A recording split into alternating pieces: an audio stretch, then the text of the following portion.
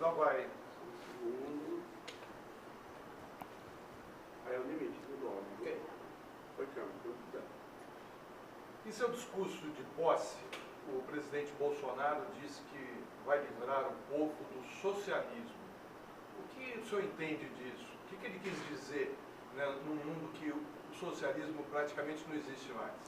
O inquietante aí é que isso é num discurso de posse, que costuma ser uma certa plataforma mais documental, mais projetada para a história, feita a muitas mãos, com muitas reflexões, com olhar crítico da assessoria, portanto não é um arrobo de palanque.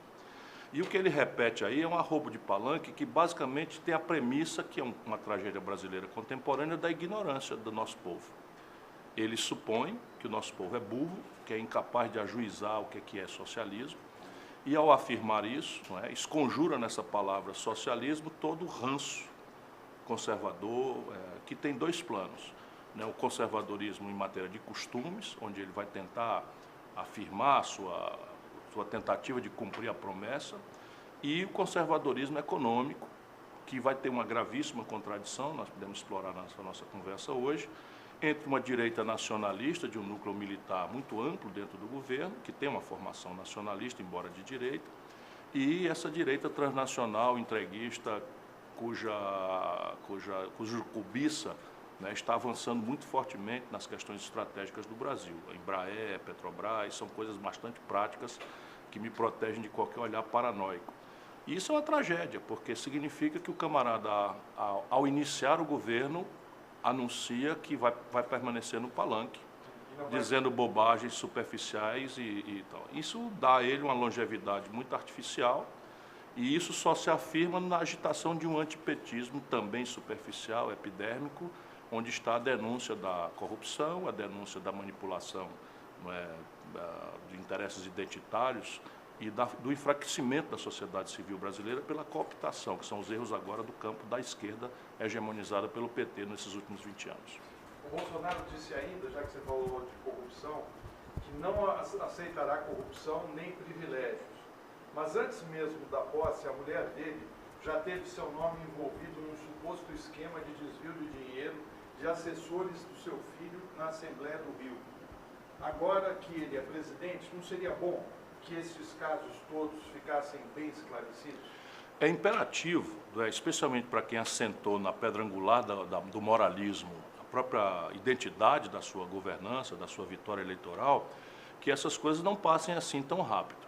E, nesse sentido, o simbólico da presença do Moro, né, um juiz exibicionista, chibata moral da nação, não pode ser relativizado o valor com que você olha os seus antagônicos, a sua oposição, né, com lupa para tudo que for contradição no campo moral ser hipertrofiado, transformado em escândalo deslegitimador e constitutivo de um outro projeto, e assentar esse outro projeto nisso. Mas, de novo, é uma aposta numa ignorância que o nosso povo não tem. O nosso povo está cansado das contradições do PT, predispôs-se, essa é a maior força vitoriosa no Brasil, a um antipetismo, mas essa força se reúne para negar. Na medida em que ele assume o governo, ele agora precisa afirmar. E aí tem coisas práticas. O Bolsonaro, como deputado, já malversou verbas do seu gabinete. Se ele fosse prefeito, o mesmo padrão moral é autorizado que a gente imagine que ele também teria malversado. Se ele tivesse sido governador, se ele tivesse sido ministro. E agora, mais concretamente, né, nós já temos a iminência absolutamente flagrante. Quer dizer, o Sérgio Moro não pode, assim, rapidamente se liberar, porque há aqui um componente de natureza legal, trata-se de uma notícia-crime potencial, e uma questão de moral, de decência, que é, volto a dizer, uma pedra angular escolhida por eles para afirmar a razão de ser da mudança que deu ao Bolsonaro o mandato. Então é preciso dizer o seguinte: se o Bolsonaro emprestou para o tal Queiroz o dinheiro, cadê o cheque? Que dia foi? Essa foi uma nova operação Uruguai que o Collor fez para tentar limpar? Que data foi? Foi antes ou foi depois da escandalização? Para tentar cobrir a coisa. Se for um empréstimo, de onde saiu o dinheiro do Bolsonaro para emprestar? Então, tem coisas concretas relativas ao presidente. O outro é senador. Dentro do gabinete dele fica flagrante que ele estava praticando uma coisa que, aliás, é um escândalo meio vulgar no Brasil. Um cerco de assessores fictícios, laranjas, que dão o seu nome para receber dinheiro público e entregam esse dinheiro público, lavando esse dinheiro para o político gastar sem prestar contas. Isso é apropriação indébita. Isso, sob o ponto de vista do titular do cargo, é peculato. Então, é um conjunto de notícias crimes que o senhor Sérgio Moro está obrigado a esclarecer à nação brasileira, e eu quero dar um tempo, né? Eu não quero ser um trombeteiro, que nem um petista raivoso, que é o bicho mais parecido com o bolsominion. Deixa ele tomar pé aí. Daqui uns 100 dias, eu tenho toda uma plataforma por onde eu vou começar a cobrar as coisas, que é o papel que a população brasileira deu a mim. O novo governo também mostrou qual será a relação dele com a imprensa. Os jornalistas foram cerceados de trabalhar livremente na posse. Hoje, Olavo de Carvalho, que é o guru da família Bolsonaro, sugeriu ao presidente expulsar os correspondentes da imprensa internacional do nosso país. O senhor acredita que isso possa acontecer? O que representa? Não creio, porque o poder do Bolsonaro está circunscrito à Constituição Federal Brasileira e ao conjunto de leis da nossa pátria. E esse é o nosso papel. Nosso papel não é ficar bancando birrento, sair da posse, fazer de conta que é tão radical que nem sequer vai dar rito formal da democracia, como a cúpula do PT acabou de fazer. E eu preciso dizer isso porque o que está em jogo é o futuro do país. E a nossa prática vai indicar que tipo de comportamento ou de compromisso democrático nós temos que ter. Então, o papel da oposição, onde nós somos postos pela maioria do povo brasileiro, é, basicamente, estimular o Bolsonaro ao jogo democrático, atraí-lo para o jogo democrático, estimulá-lo ao jogo democrático, de onde ele pode tirar algum êxito, não é? Se não, obrigá-lo ao respeito à institucionalidade, que é onde cai a questão que você me colocou. Eu não vejo a democracia brasileira, até o presente momento, ameaçada na sua centralidade institucional.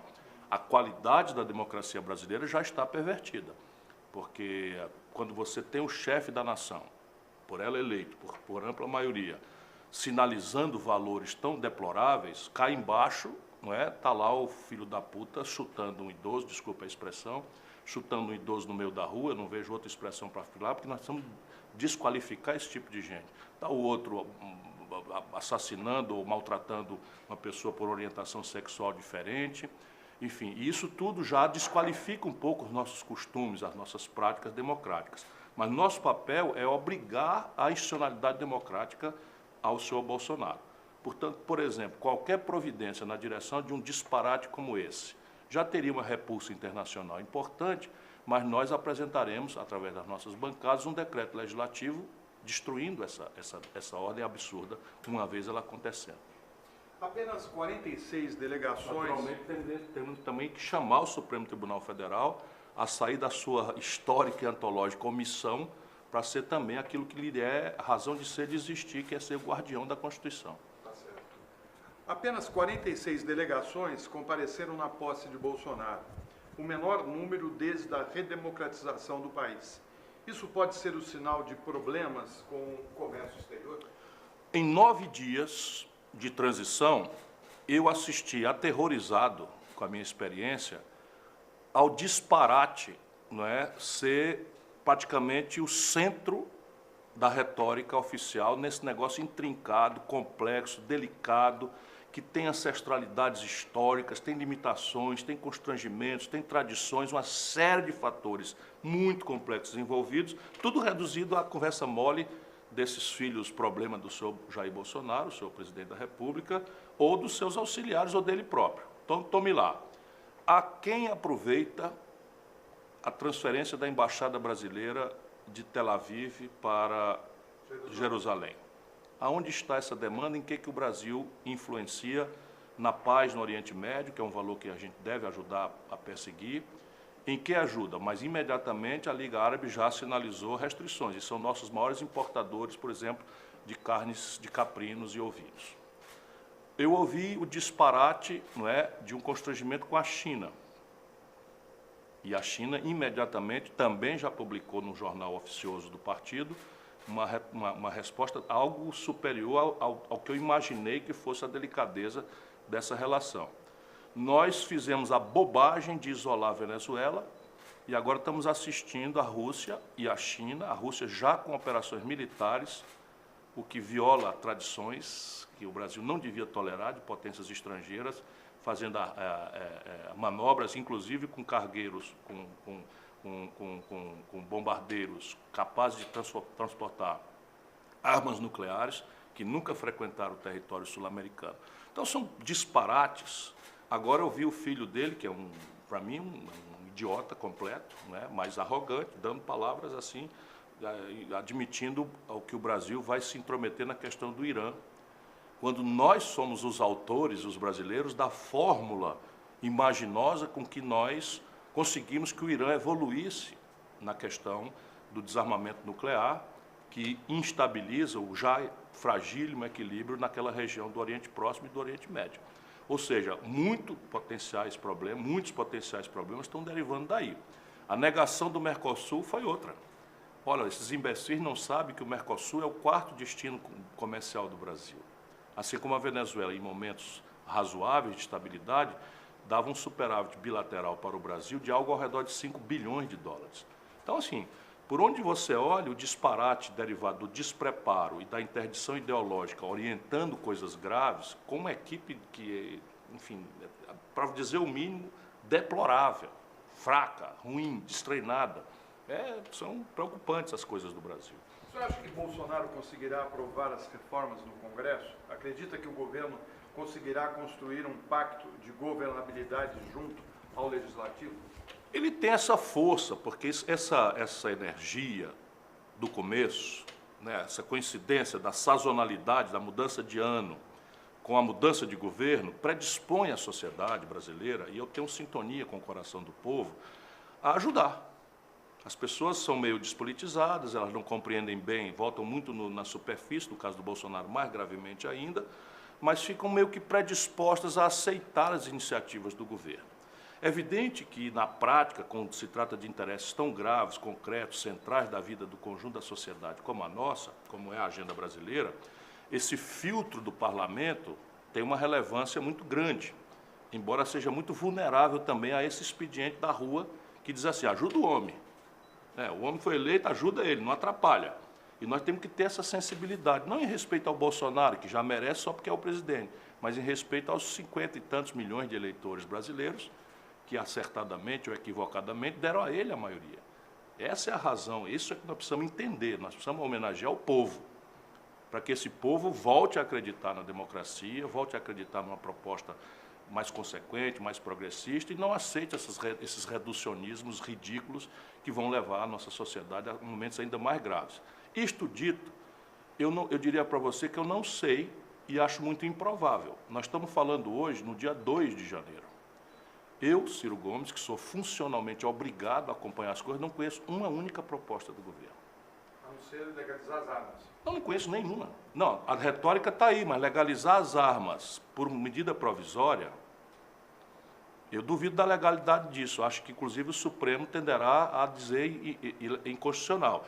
Mas aí nós precisamos separar. Existem duas agendas. Numa ele vai reinar mais facilmente, que é essa agenda, vamos dizer, de costumes, lato sensu. Então, redução de maioridade penal, facilitar o acesso à arma, agravar a legislação de execução penal, porque a sociedade brasileira está realmente cansada da violência impune e está, mais do que em qualquer outro assunto, predisposta a experimentar inovações. Redução da maioridade penal, todos são equívocos, simplificadores, grosseiros, mas ele vai tentar, e nisso ele demonstrará que está tentando cumprir a promessa, o que vai mantendo o capital político dele com uma certa sobrevida. A outra agenda, que é para a qual nós devemos chamá-lo, atenção PT, presta atenção no serviço, nós devemos chamá-lo para a agenda do emprego, palavra que ele não citou uma vez sequer, nem no discurso oficial.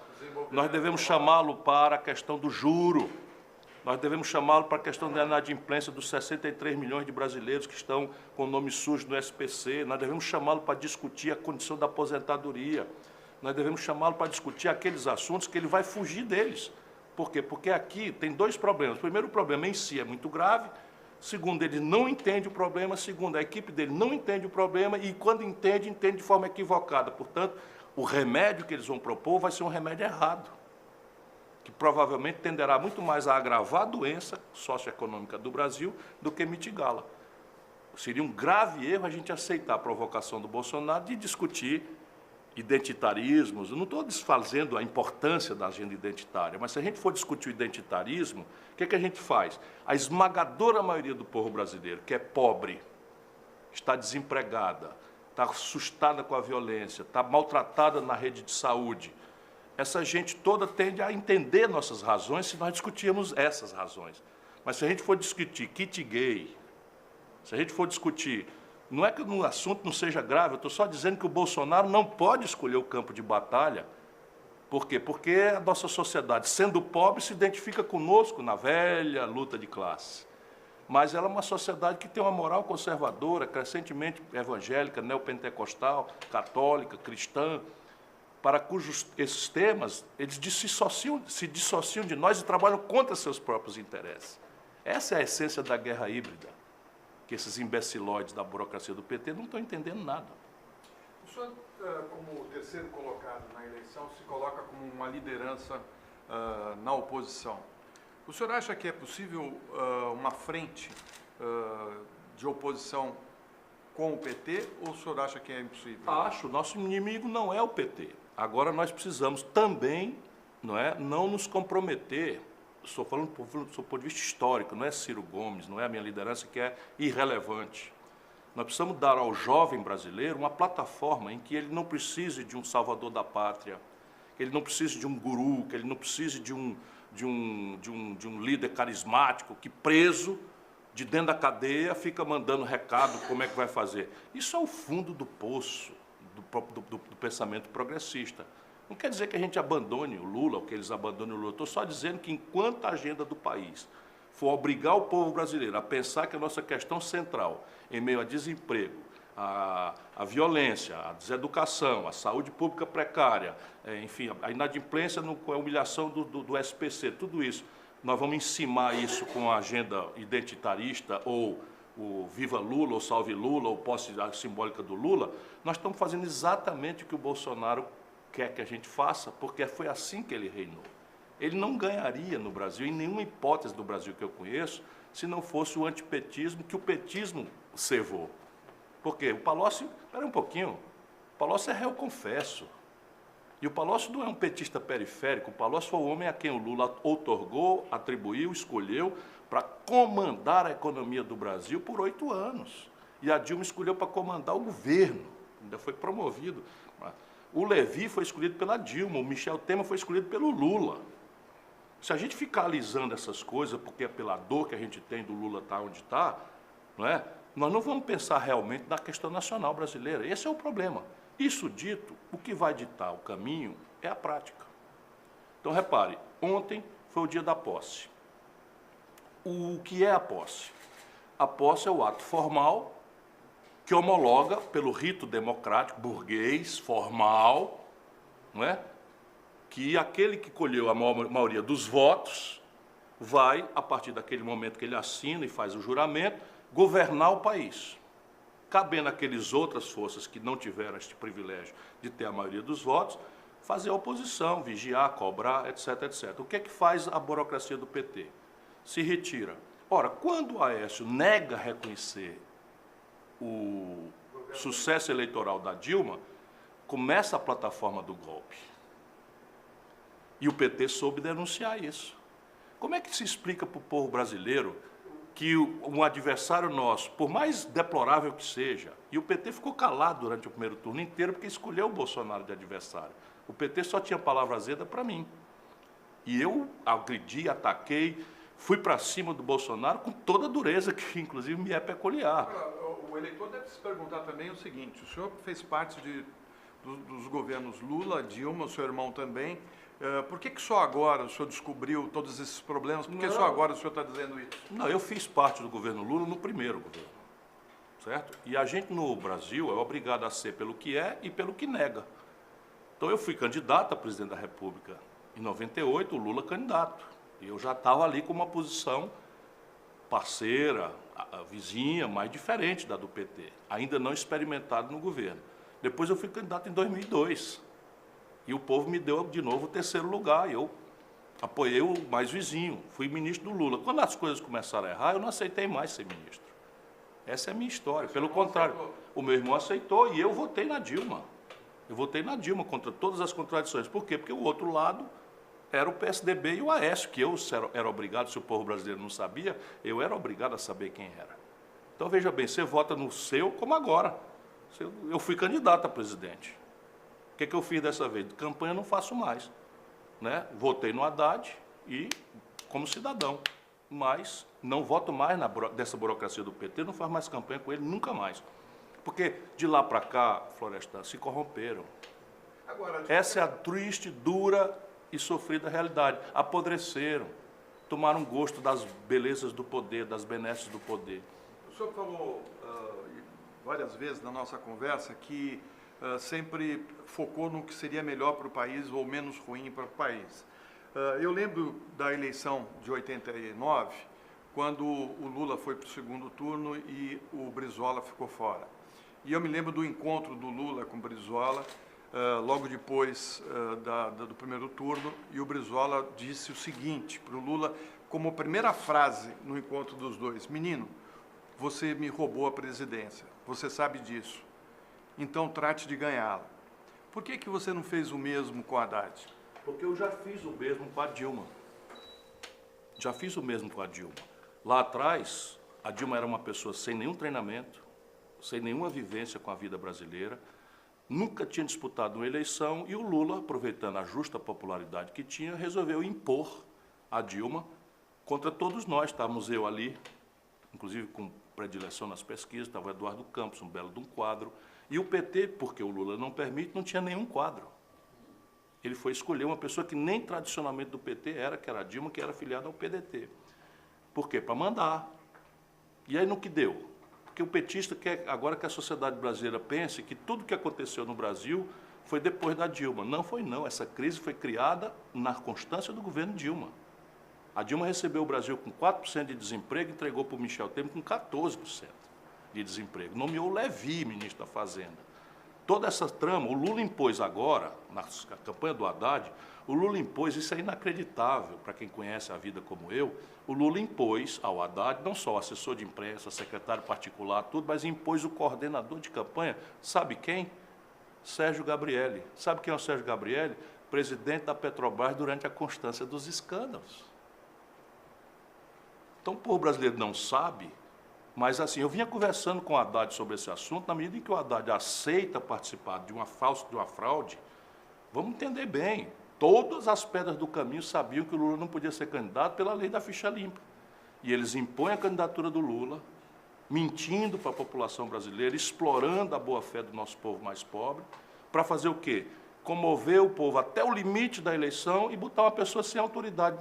Qual é o partido político, Florestan, do planeta Terra, que escolheria, da direita, da esquerda ou do centro, que escolheria para candidato à presidência da República um camarada cuja vivência eleitoral anterior fora perder as eleições, meros 2 anos atrás, na reeleição para prefeito de São Paulo, em todas as urnas. O brasileiro precisa saber, o Haddad, meu querido amigo, prefeito de São Paulo, foi candidato à reeleição com apoio do Lula e meu. Mas foi para o segundo turno, o senhor não. Não, eu estou só dizendo que o Haddad foi escolhido candidato a presidente da República na seguinte circunstância: 2 anos atrás, prefeito de São Paulo, candidato à reeleição, perde as eleições em todas as urnas. Ele não foi para o segundo turno, ele perdeu a eleição no primeiro turno, tirou 16% dos votos. Ele não foi para o segundo turno. Ele não tirou o 3º lugar. Não aconteceu o segundo turno. Um falsante como o Dória ganhou as eleições em cima dele, em todas as urnas. Será que não tem um mínimo de humildade do que a população de São Paulo... Aí vem o seguinte, na eleição agora, no segundo turno, eu ganhei a eleição no Ceará, no segundo turno ele tirou 70% aqui no meu estado. Como foi no estado dele? Ou nós vamos chamar 68% do eleitorado do estado de São Paulo de fascista? Assuma o PT, eu não aceito isso. Pois esse é o resultado das eleições do segundo turno em São Paulo. A terra do Haddad, ele tirou 32% dos votos válidos e o Bolsonaro tirou 68%. Será que não há nenhuma lição para se tirar disso? Fica tudo na conta do fascismo? Eu não aceito que 68% do eleitorado de São Paulo seja fascista. O Bolsonaro ganhou no Rio de Janeiro com 70%. O Bolsonaro ganhou em Minas Gerais com 70%. Será que não há um mínimo de humildade para a gente entender estados que votaram no Lula com grande generosidade em todas as eleições? A Dilma ganhou em Minas contra o Aécio. A Dilma ganhou no Rio de Janeiro. Fala que é Nordeste, estou falando, no Sul era 80%, 70%, 75%. Não há nenhuma lição para o PT aprender. Será possível que nós vamos agora considerar que o povo brasileiro, na proporção de 65% a 68%, é tudo fascista? Isso não cabe na cabeça de ninguém, que o PT assuma essa contradição, eu não. O senhor acha que hoje o ex-presidente Lula é um preso político ou um preso comum? Ele é um preso comum. Vai dizer que eu digo isso com prazer? Não, não digo com prazer, porque tem uma contradição na origem. Se o Lula é um preso político, ele não tinha que recorrer aos tribunais. O Lula é condenado, não é pelo Sérgio Moro, contra quem eu sempre levantei a minha crítica. O Lula é condenado por unanimidade do Tribunal Regional Federal, sediado em Porto Alegre. O Lula tentou 10 recursos, 15 recursos nos tribunais superiores, STJ, STF. Portanto, por definição, eu que não exploro, né, essa lógica de ignorância, eu aposto na inteligência do povo. Por definição, o Lula é um preso comum. Doído porque ele não é uma pessoa comum, é um nosso ex-presidente, fez muita coisa boa pelo país, tem muita gente que o idolatra, muita gente que gosta dele, outras detestam, odeiam. Portanto, ele não é uma pessoa comum para a gente não prestar atenção no assunto.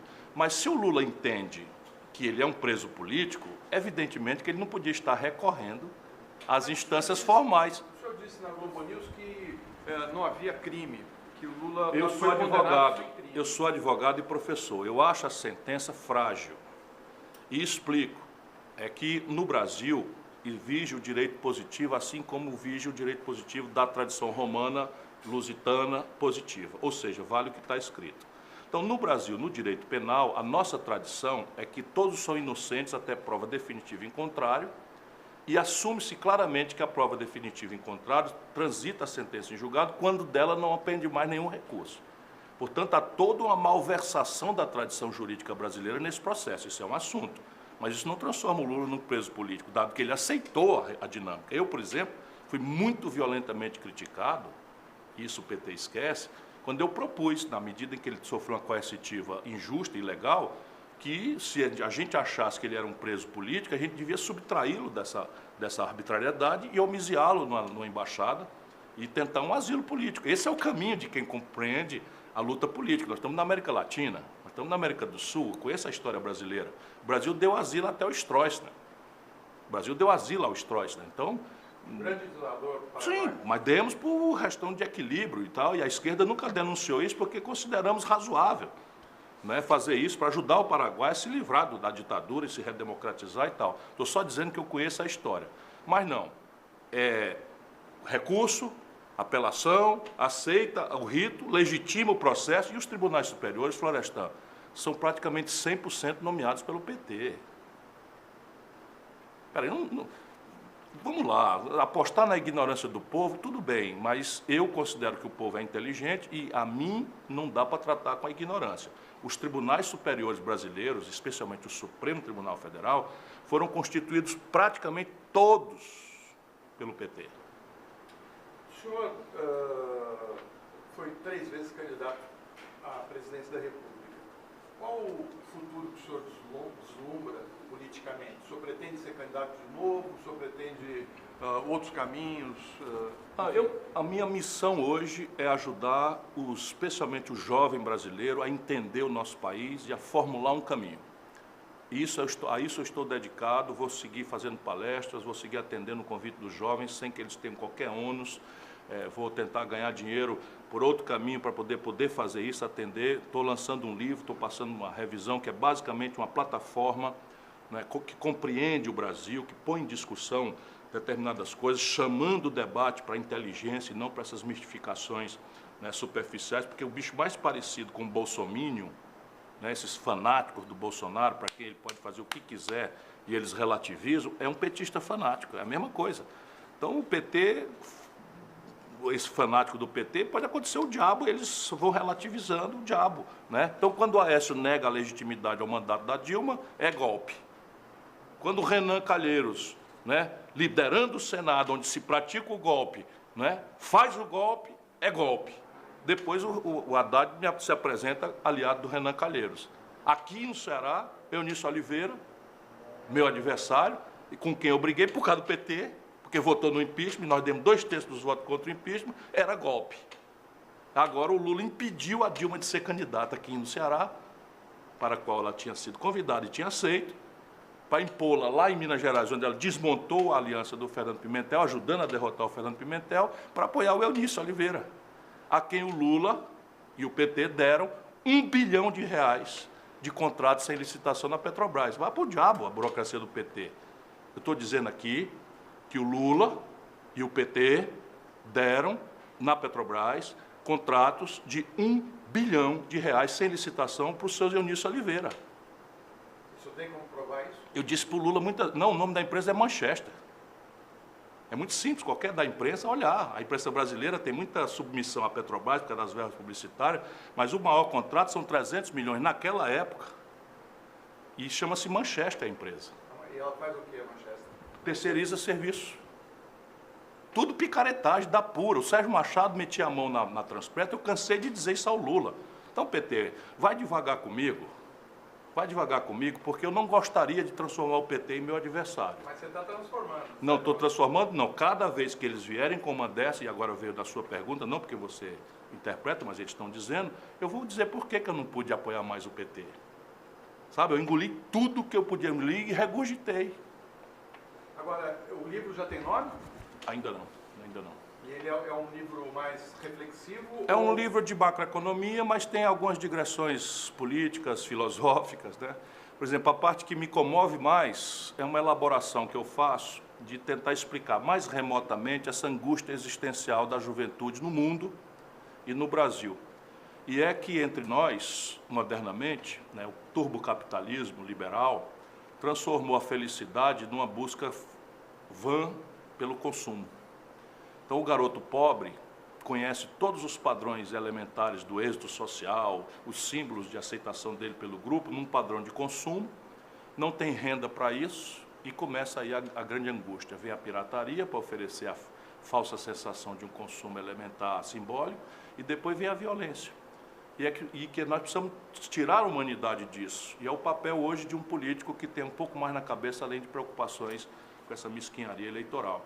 Então, nós precisamos ensinar o garoto, o jovem, a criança na escola, ao invés de fazer uma única pergunta no ato de consumo, fazer 3. Quanto custa, que será sempre uma pergunta difícil, porque a renda é sempre menor do que a expectativa de consumo, mas temos que perguntar no ato de consumo a quem aproveita economicamente esse ato de consumo, se aproveita a nossa comunidade, a nosso vizinho, ou se nós estamos simplesmente servando um padrão, né, de consumo irreal, que está matando o planeta Terra. E essa é a terceira pergunta. O meu ato de consumo é amistoso à natureza, na origem, no rejeito? Enfim, são especulações que estão aí. Tá certo.